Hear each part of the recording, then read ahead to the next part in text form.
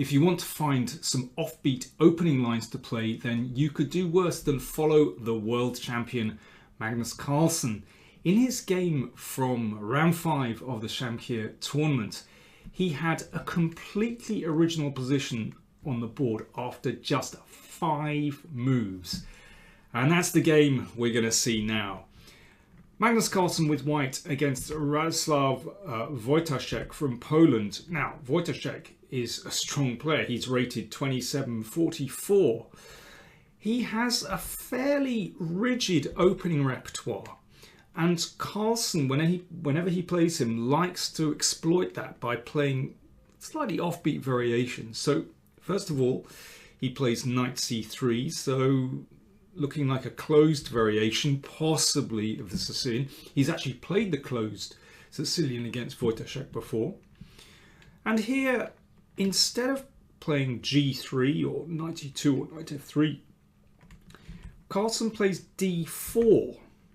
So this is a strange hybrid. Normally, of course, the knight would be on f3 when you play d4. Because after this, you can't recapture with the knight, you have to recapture with the queen. And that gets knocked away. In fact, this looks like a little tribute to Vugar Gashimov. The Shamkir tournament is actually the Gashimov Memorial Tournament, named after the Azerbaijan player Vugar Gashimov, who died tragically at a very young age. And Gashimov also played quite original systems, quite enterprising systems, and he played this a few times. But here, after knight c6, he played bishop b5 and took here and played bishop g5 and then castled queenside. And, well, this is slightly original because the f-pawn is able to advance straight away and only then knight f3. And also a very interesting system if you want to try that. But here, instead of bishop b5, Carlsen just dropped the queen back to d2, and no serious player has ever tried this before. And after knight f6, indeed, after b3, I have no record of this position at all in my database. Very unusual in a kind of open Sicilian structure to fianchetto the queen's bishop like this. And Carlsen clearly had prepared this beforehand, played these moves very quickly. And Wojtaszek just plays in normal Sicilian style, like a Scheveningen setup. Castles queenside. Well, very often when you castle queenside, the king can sometimes fall prey to a black counterattack. But here with the fianchetto, it feels extra solid, and that pawn on b3 covers the c4 square, which is very often a jumping off point for a knight. Bouncing around here, of course, that's obviously impossible. And the bishop on b2 can sometimes play a very active role in the game along the diagonal. So I have to say, this is a very interesting way to play for white. b5. So the counter-attack comes anyway, and I think this is a good move. f3 from Carlsen, preparing to advance the g-pawn. And here, I think Wojtaszek overreacts. He decides to stop pawn to g4 with h5, but I think he should have just continued developing with bishop e7. And something like this could happen. And now just drop the knight back to d7 and perhaps bring it around to c5 or b6, and then advance the b pawn and try to get the counter-attack going like that. But it's a very double-edged position. I wonder, perhaps f4 here. And maybe g5 afterwards, sometimes f5. Anyway, a really original position on the board. But Wojtaszek played h5. Very often this can be played in many variations of the Sicilian to stop the pawn coming to g4. But here the g5 square is weakened. So this is a very different kind of position. Very often this knight is somewhere over here on b3 or e2 or d4. But Carlsen puts his finger on why this is a poor move, because the knight comes to g5 and this is just a tremendous square, and it means that black can never really safely castle kingside here with that knight on such a beautiful position, and he's ready to cement that knight into g5 with h4. So therefore Wojtaszek plays h4, but he's improvising now, and this does look very dubious. Carlsen starts with f4. Sometimes you can break with e5, sometimes f5, and it might make way for the bishop as well to come here. King b1, a careful move, I think a good move. Just stepping to the side, so no tactics here, and preempting any strike down the c file as well, and also waiting to see how black sets himself up here, because black has a problem. What do you do with the king? Rook c8 looks pretty normal. It's trying to get some counterplay here. Bishop e2. So at least there's a bit of pressure on the c file. And now rook e1. And the king is starting to feel the heat on the e file. And here Wojtaszek said after the game he just didn't know what to do here, because that knight on g5 is so menacing. And in the end he played knight h7. I mean, he did this after over half an hour's thought, but he just couldn't find a satisfactory continuation. He realised this wasn't very good, because after the exchange then it leaves the rook poorly placed, and the king obviously is unable to castle now, so it's like a big target in the middle of the board. And here Carlsen played g4, which was not a bad move. However, there is a move here which I think every Sicilian player knows about, whether you play with the black pieces or white pieces, that is crying out to be played. And of course, Carlsen will have considered this. In fact, he said after the game that his intuition told him that knight d5 was a winning move. It's such a typical sacrifice. But he couldn't calculate it through to the end. And he said he thought there was no need to take a risk, and that he could win prosaically. But he criticised himself afterwards, and he said that's a terrible attitude. So let's have a look at knight d5. Well, this really has to be taken, otherwise this bishop gets eaten, and then d6 is in trouble. So this has to be taken. Where does the knight go? Well, if it doesn't move, if the king steps out of the way, then white captures here, and black's position is just a car crash. So we can move the knight back to d8 or b8. Let's try b8 first of all. I suppose it's the most natural move, hopefully trying to spin the knight back into play on d7. Now bishop d3 is a really strong move. Hitting the rook is very unfortunately placed on h7. If the pawn comes to g6, then things don't get better after f5, threatening something like this. Ah, there's also bishop f6, of course. Now that I spot it, yeah, I mean, that's killing straight away, this pin here.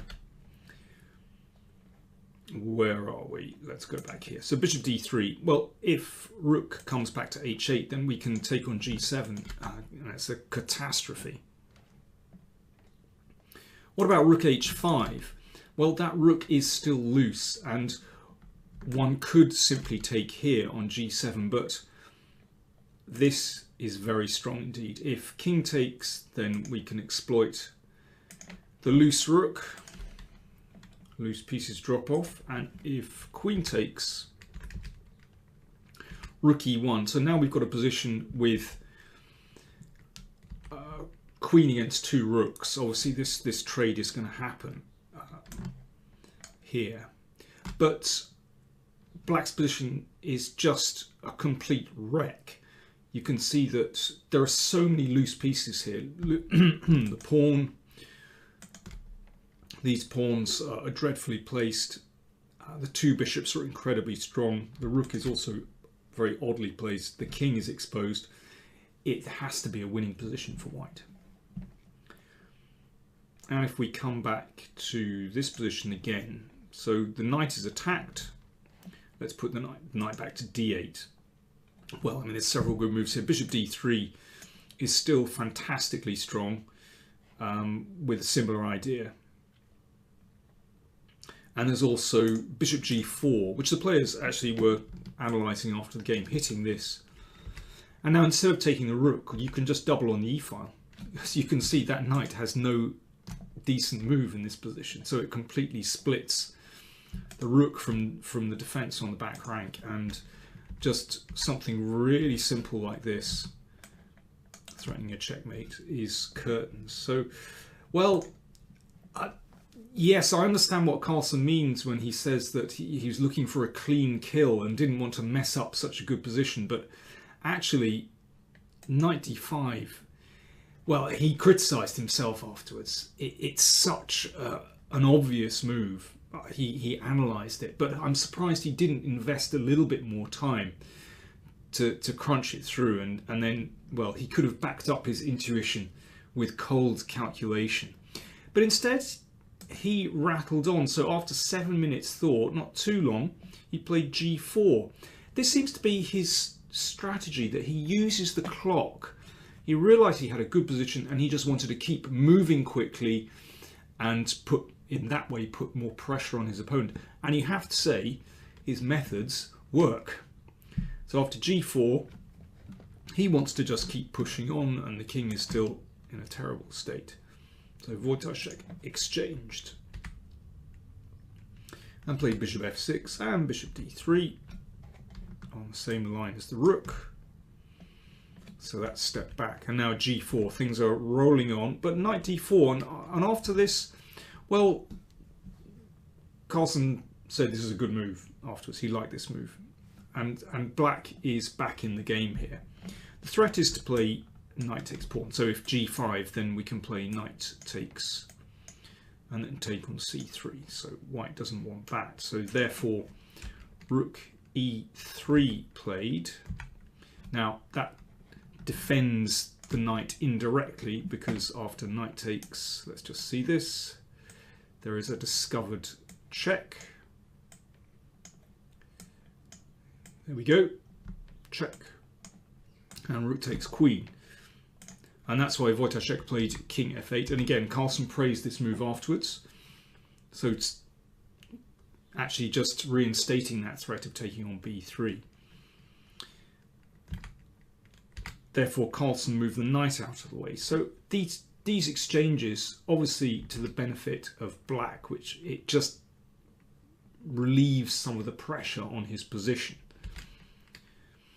And now Wojtaszek's played some inaccuracies. He should have just taken on b2 and queen c5, and then the king steps back just to get away from any checks, and well, black has found his feet to some extent here. This is still a promising position for white, because this can be rather uncomfortable. f5 could come, and then possibly g6, undermining the pawn chain. Nevertheless, the queen stands pretty well on c5, and the rook could find something to do on this open file. So it's not that clear yet. Definitely still better for white, but black has chances to defend. But Wojtaszek played bishop c3. This was traded. And again, queen c5 looks like the best move here to just knock the queen away from that strong position. Carlsen said afterwards he wants to play queen c1, but well, queen g3 looks like a more active move, and to play f5 again. And you can see that the black king is still a liability in this position because there are threats to play f6 and leave the king poorly placed, but still not so clear. Anyway, in this position, Wojtaszek played rook c5, and this was certainly a mistake after e5, opening up the position. If black closes it, so we've got a kind of French defense structure here, but this is definitely not a good French, because f5 just opens up the king side. So after e5, pawns exchanged.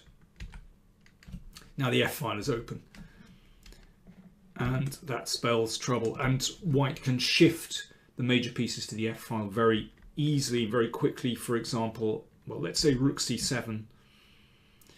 We'll play g5, threatening to break things open with g6, and if here, then queen here, and rook over, and you can see that the threats of here and maybe queen f6, maybe rook f2, it's very unpleasant for black. But Wojtaszek, a little bit short of time, blundered straight away. He played rook h1. It's uncanny how often this happens to Carlsen's opponents. Under pressure, they crack.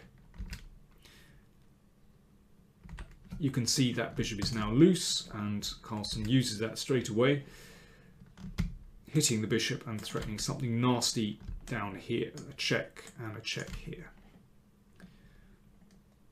Rook e5, but this just loses straight away, check,